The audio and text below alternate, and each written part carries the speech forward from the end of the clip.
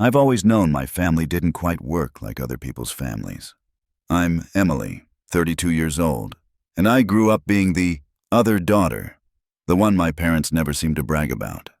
Instead, the spotlight was always shining on my younger sister Sophie, who's now 30. Sophie was practically born perfect, or at least that's how my parents portrayed her. Even as a toddler, she was stealing attention in any room we entered. In elementary school, she swept every spelling bee, science fair, and talent show. By the time high school rolled around, Sophie was class president, valedictorian, prom queen, and somehow still had time to maintain a flawless figure. She was tall, slender, conventionally beautiful, and carried herself with a confidence that drew people in. During college, Sophie tried her hand at modeling and landed her first professional gig in her sophomore year. My parents threw a lavish party to celebrate that first job, inviting extended family and friends to admire Sophie's professional headshot, which they then framed and hung above our living room fireplace. It's still there today, a constant reminder of where the family's pride lies. Ironically, the same year Sophie booked her modeling job, I graduated with my degree in computer science. My parents barely muttered, "Well done," before shifting focus back to Sophie's next photo shoot. After college, Sophie rocketed up the corporate ladder, snagging a position at a major firm. By 30, she already had a corner office and a company car. Meanwhile, I work as a mid-level software developer at a reputable tech company. It's a job I genuinely enjoy and one I'm proud of, but it's definitely not the kind of job my parents brag about at family gatherings. The differences between us went beyond career paths. I'm shorter and bigger than Sophie, and growing up, my mother never let me forget it. She made snide comments about my weight, signed me up for exercise classes I didn't want to attend, and constantly put me on diets. I'd hear things like, "Sophie never struggles with her weight," or "You could look as nice as your sister if you just put in more effort." Even though I developed a thick skin by the time I was in high school, those words stuck with me far longer than I wish they did. For years, I chased my parents' approval. I enrolled in the classes they recommended, joined clubs they thought would improve my prospects, and even tried modeling briefly, an experiment that failed spectacularly and became yet another thing Sophie would mock me about. Nothing I did ever seemed enough. In my parents' eyes, I was simply their second daughter, while Sophie was the shining star. It took until my mid-20s for me to finally give up trying. Instead, I shifted my focus to building my own life, carving out a career I found meaningful and surrounding myself with people who valued me for who I am, not who I could become. And honestly, things improved once I let go of the constant quest for my parents' validation. Still, my relationship with my parents remained polite but distant. I kept conversations superficial to avoid conflicts, especially during obligatory family gatherings like Christmas or Thanksgiving. I'd smile and nod while my parents gushed over Sophie's latest promotion, new relationship, or exotic vacation. As long as Sophie was there to be worshipped, they hardly noticed how emotionally detached I'd become. Despite the distance, I had accepted that my parents would never take the same pride in me as they did in Sophie. What other choice did I have? My parents cared more about maintaining their carefully curated family image than about nurturing a genuine connection with both their daughters equally. By my late 20s, I'd made peace with the fact that I would never be the daughter they bragged about to neighbors or cousins. But while I'd stopped trying to win their affection, I never imagined just how deep the favoritism ran, until my own wedding showed me the full truth. I met Alex, my husband, completely by chance at a tech conference about 4.5 years ago. A mutual friend introduced us over coffee between sessions, and from the moment we started talking, it felt like someone had finally seen me. Not Sophie's sister, not the second daughter, just me, Emily. Alex liked my dry sense of humor, my passion for coding, and even my curves.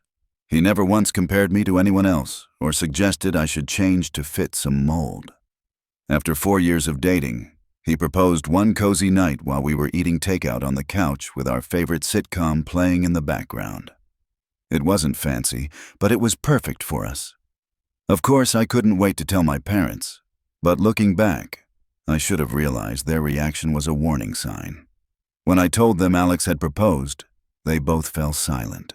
My mother eventually asked if I was sure I wanted to rush into marriage and hinted that I might want to improve my physical condition before a wedding. My dad barely said a word. At our engagement party, hosted by Alex's wonderful family, my parents spent most of the evening huddled over my mother's phone, whispering. Later, Alex told me he'd overheard them talking to Sophie, who was crying on the phone. Apparently, Sophie was upset because my engagement wasn't the plan, and because she never expected me to get married first. As we started planning the wedding, the signs kept piling up. Sophie wasn't even engaged yet, but my mom already had Pinterest boards full of wedding ideas for her. When I asked my mom to help me shop for dresses or choose a venue, she was distant and disinterested. When I found my wedding dress, a simple but elegant A-line gown that made me feel beautiful, my mother merely said it was practical and suitable for my figure, like she was choosing an office outfit rather than a bridal gown. So, instead of my mother, it was Alex's mom who stepped in. She treated me like the daughter she'd never had, helping me plan everything from flowers to the seating chart. We checked and double-checked the guest list to make sure no one was left out. I'm positive we sent both digital and physical invitations to my parents. I even had read receipts from the evites and tracking confirmations for the paper ones. But my parents never RSVP'd. I called, texted, and emailed repeatedly, but they either ignored me or gave vague excuses about being busy and needing to check their schedule. With the wedding fast approaching, I tried to push my anxiety aside. I focused on what mattered most: marrying Alex and celebrating our relationship. His family was incredible, stepping in wherever mine wouldn't, making sure every detail was handled. At my bridal shower, hosted by Alex's sister, no one even brought up my family's absence, which I appreciated more than they'll ever know. The wedding itself was beautiful. We held a quiet ceremony in a garden under bright skies, followed by a relaxed afternoon reception. Everyone kept telling us how happy and in love we looked. But even in all that joy, there were sharp moments of pain. Seeing those empty seats in the front row or realizing there'd be no father-daughter dance cut deeper than I'd expected. After the honeymoon, I tried one more time to get answers from my parents.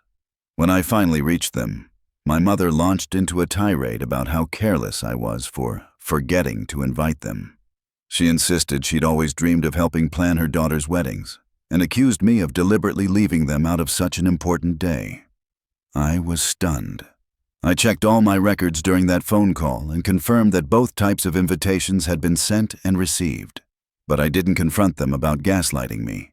Instead, I simply apologized for the error and hung up, too exhausted to fight. Later, Alex shared some things he'd noticed during our engagement. The shock on my parents' faces when we announced we were getting married. The endless excuses for avoiding any involvement in the wedding plans. He hadn't wanted to stress me out before the big day, but looking back, the pattern was obvious. The truth finally hit me. The idea that I, the less successful daughter, would marry before their precious Sophie was something my parents simply couldn't tolerate. Even my wedding day, a day meant to celebrate love and a fresh start, had become just another battleground in their obsession with preserving their perfect family image, with Sophie at its shining center. Not long after my own wedding, Sophie announced her engagement to a man she'd been dating for just about a year. Word of it reached me not through Sophie herself, but from various family group chats I mostly stay out of these days. Apparently, my parents were absolutely over the moon about it. They were telling anyone who'd listen about how Sophie was finally getting her fairy tale wedding. My mom wasted no time jumping into planning mode, securing luxury venues, visiting exclusive bridal salons with Sophie for private fittings, and boasting about all the high-end details. Everything from gourmet catering tastings to designer gowns was suddenly on the table. All the mother-daughter moments I'd quietly wished for during my own engagement were happening for Sophie without hesitation. It stung a little, even though I'd long accepted that my parents and I would never share that kind of bond. But then something unexpected began to ripple through our extended family. Despite my parents' excitement, a noticeable number of relatives started refusing to attend Sophie's engagement party, or even the wedding itself. Aunts, uncles, cousins, who had always been part of every family milestone, were suddenly busy, traveling, or simply declining without much explanation. Curious, some of them reached out to me privately. They wanted to know the real story about why my parents hadn't come to my wedding.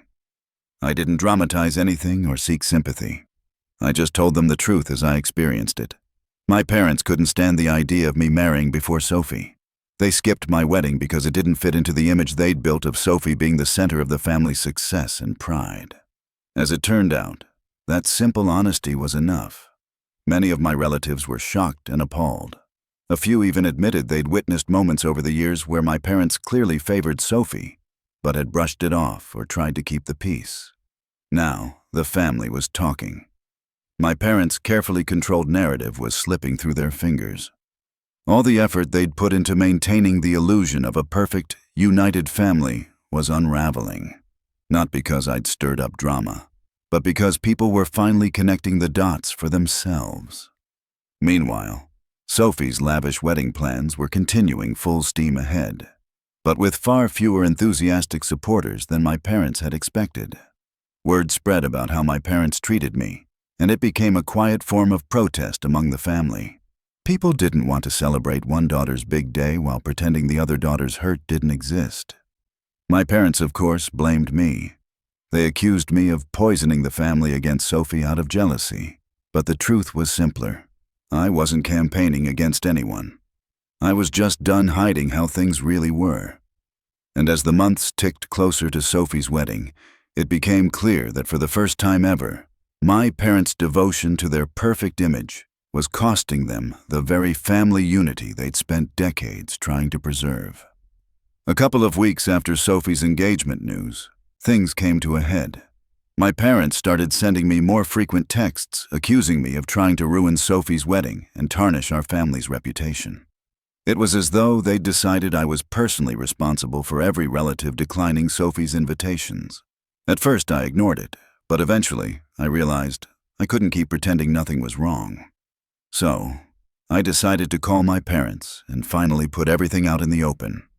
As soon as we were on the line, my mother wasted no time launching into accusations.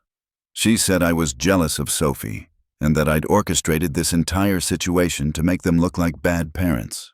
For the first time in my life, I didn't try to defend myself the way I usually would. Instead, I simply said, "You're right, I am jealous, but not of Sophie's career, her accomplishments, or her looks. I'm jealous of the unconditional love and support you've always given her, things you've never even tried to give me." There was a long silence on the other end of the phone.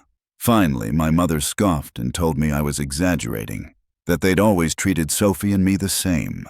Something inside me snapped at that moment. Years of buried memories and hurt came flooding out. I started listing all the moments I could remember, how they'd canceled my high school graduation dinner because Sophie had a modeling callback, how my prom dress budget was slashed so Sophie could have a custom gown, how they barely congratulated me on earning my degree, but threw Sophie a huge party for landing her first modeling job.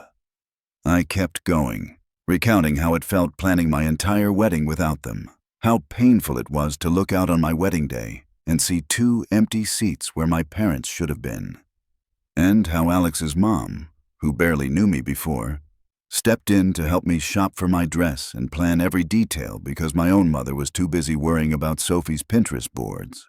My father tried to interrupt, insisting I was blowing things out of proportion, but I pushed forward, refusing to be talked over or minimized. That's when my parents turned it around on me. My mom demanded, "If you've felt this way all these years, why didn't you ever say anything?" As though I hadn't tried 1,000 times in the past to talk to them, only to be brushed off or told I was being dramatic. My father said that by telling family members about my feelings, I was airing dirty laundry and acting vindictive.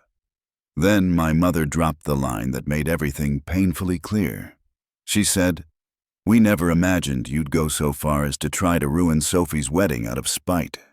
But we've always known you were insecure about her success. That's not how we raised you." At that moment, I realized they couldn't even hear me. They genuinely believed this was all about Sophie's wedding and my supposed envy, rather than decades of favoritism and emotional neglect. They were more concerned about how Sophie's wedding would look than about the pain they'd caused me. For the first time, I didn't try to make peace. I didn't backtrack or apologize. I just told them, "You're right about one thing. You did raise me. You raised me to believe I would never measure up.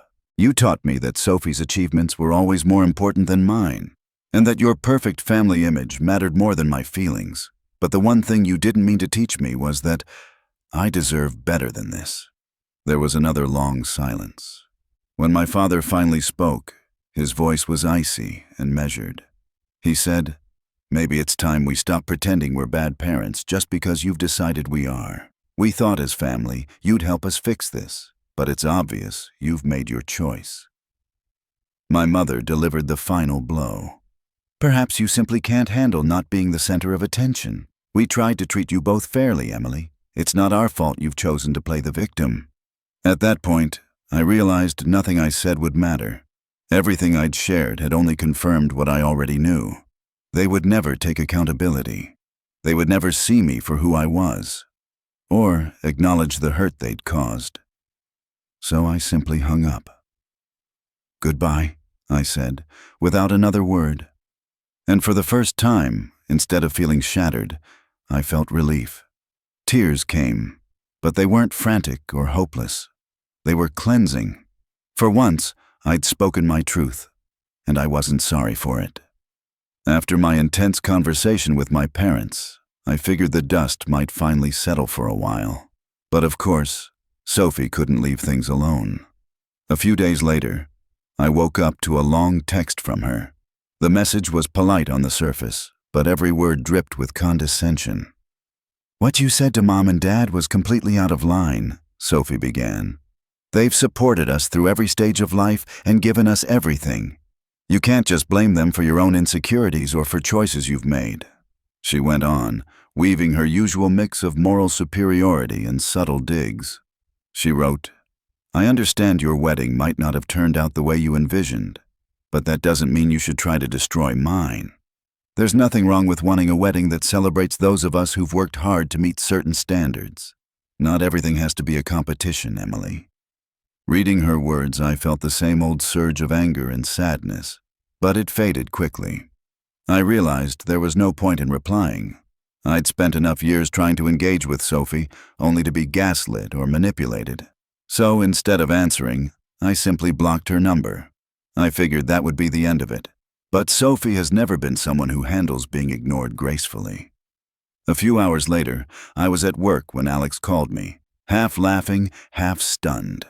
Between chuckles, he explained that Sophie had somehow tracked down his personal number, probably through a mutual acquaintance, and sent him a series of texts. At first, she kept things formal. "As Emily's sister and someone who cares deeply about our family's well-being, I feel compelled to reach out to you directly." But it quickly spiraled into her true motives. Sophie told Alex that as my husband, he had an obligation to help me behave more appropriately and see reason. She described family dynamics as complex and suggested that someone with my sensitive disposition might not fully grasp the bigger picture. Then came the kicker. Sophie tried appealing to Alex's supposed ambition. "Surely you understand that maintaining good relationships with successful family members like myself could be beneficial for your future. Emily's behavior is only hurting her own prospects, and by extension, yours." Alex, bless him, found the whole thing hilarious. He read Sophie's messages aloud to me that evening while we sat on the couch, and we both burst into laughter. He said, "She really doesn't know me at all, does she?" And he was right. Sophie has always assumed everyone operates in her world of networking, social climbing, and appearances. The idea that Alex would be swayed by her career title or the promise of connections showed how little she understood us, or genuine relationships. Years ago, Sophie's words would have devastated me. I would have replayed them in my head, questioning myself and my choices. 5 years ago, I might have been hurt. 10 years ago, I would have been crushed. But now, I'm just tired of the drama. Instead of feeling wounded, I felt almost amused. Seeing Sophie try to manipulate Alex and fail spectacularly was strangely liberating. It was like watching the mask finally slip off for good. Alex's reply to Sophie was perfect, calm, polite, and utterly final. Thank you for your concern about Emily's well-being. As her husband, I'm focused on supporting her happiness, not managing her behavior. If you have further concerns, it's best to discuss them directly with Emily. Have a good day. Sophie shot back one last message. I see she's poisoned you against the family too. Don't say I didn't try to help when this all blows up in your faces. Instead of feeling rattled, Alex and I ended up laughing until our sides hurt. Rather than driving a wedge between us, Sophie's attempt at manipulation only brought us closer. In that moment, I realized something powerful. Sophie might still be the same insecure girl who once tried to turn my friends against me in high school, but I'm no longer the sister who believes her narrative. 2 weeks after Sophie's clumsy attempt to rope Alex into fixing me, the situation escalated far beyond anything I'd imagined. Apparently, my parents were panicking over the family starting to pull away from Sophie's wedding plans. They launched into full damage control mode, calling up relatives one by one to set the record straight. From what I heard through cousins and aunts, my parents were telling anyone who'd listen that I was lying because I was bitter about Sophie having a fancier wedding. They claimed I deliberately left them out of my own wedding so I could paint myself as some tragic victim. The story grew wilder each time they told it. At one point, they insisted I'd sent invitations to an old email address and an outdated physical address, despite the fact that they've lived in the same house for 30 years and kept the same email addresses since the dawn of the internet. But here's the thing. Their frantic efforts were backfiring spectacularly. Relatives weren't buying it. Not this time. In fact, my parents' desperate phone calls were only shining a bigger spotlight on how much they'd tried to cover up. People started coming forward with their own stories. One of my aunts told me that, years ago, my mom pulled similar stunts at family weddings to make sure Sophie stayed in the spotlight. Another cousin remembered how my parents insisted that Sophie's modeling career be announced before any other family news at holiday gatherings, even if it meant cutting off someone else mid-story. Little by little, the extended family began connecting the dots. They realized this wasn't just some petty sibling squabble. It was part of a pattern that stretched back decades. A pattern of favoritism, manipulation, and an obsession with appearances.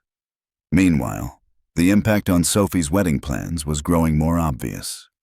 Some of the family members who'd been slated to play significant roles in her wedding, bridesmaids, readers, or ceremony participants, started pulling out. One family friend who owns a luxury bridal boutique suddenly reported scheduling conflicts and couldn't accommodate Sophie's fittings anymore.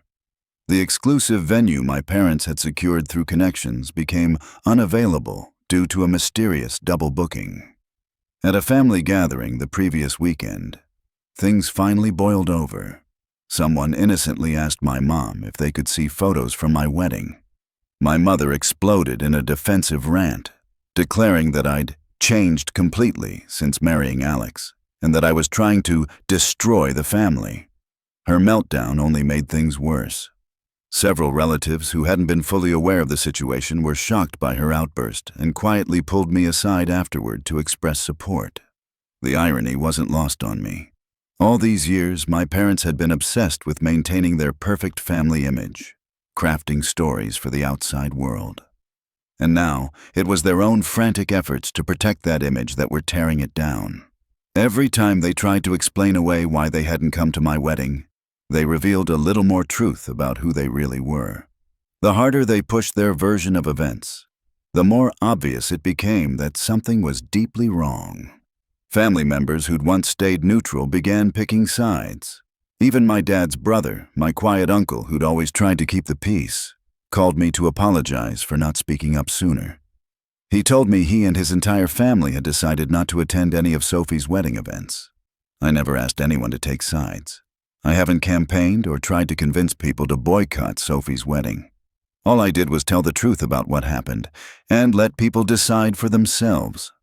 The truth, it seems, has a way of taking care of itself. Looking back, I see how my years of silence only enabled my parents' behavior. I thought keeping quiet was the best way to keep the peace, but really, it just let them keep pretending. Alex put it perfectly one night when we were talking about everything. They built this perfect family facade brick by brick, but it was all held together with secrets and favoritism. It was always going to fall apart eventually, and now that it's finally crumbling, I feel lighter. In the middle of all the chaos swirling around my family, I've been surprised by how calm I feel. I've shed a lot of tears over the past few months. Tears for the parents I wish I'd had, for the moments that should have been joyful but were instead overshadowed by bitterness and favoritism. But now, the grief has changed. It's softer, less sharp. I used to think the hardest part of this whole journey would be realizing my parents didn't come to my wedding. But that's no longer the part that hurts most. What truly aches is accepting that I've never had the kind of loving, supportive parents I always longed for. Yet even that truth doesn't crush me the way it once would have, because the person I am today is not the same person I was 5 or even 2 years ago. I'm no longer the little girl frantically chasing after her parents' approval, trying desperately to be enough. I'm not the sister who used to cower when Sophie threw cutting words my way. Instead, I'm a woman who knows exactly who she is, and who's finally okay with that. Alex has been my rock through all of this. He's shown me what it feels like to be seen and loved for who I am, without conditions or comparisons. One night, as we were sitting together on the back porch watching the sunset, I turned to him and asked, "They're never going to change, are they?" He squeezed my hand and said, "No, but you have, and that's what matters." He's right. I have changed. The life I'm building now is not one built around trying to fit into my parents' perfect family portrait. It's built around real connections, mutual respect, and laughter, even in the middle of chaos. Sophie and my parents are still spinning their stories, trying to patch up their reputation, blaming me for everything falling apart. But I'm not engaging. I don't need to. The truth speaks for itself, and people are seeing it for what it is. Sometimes, I wonder how Sophie's wedding will eventually play out. But honestly, I don't care anymore. I'm no longer invested in protecting the family's image, or sacrificing my own peace to avoid being called the problem. Instead, Alex and I are planning a weekend getaway, just the two of us. We've decided to pour our energy into creating memories of our own, free from the drama. People say the best revenge is success, but I think they're wrong. For me, the best revenge has been finding peace, letting go of people who don't value me, and refusing to carry burdens that were never mine to bear. I finally feel free, and that, more than anything, feels like my real happy ending.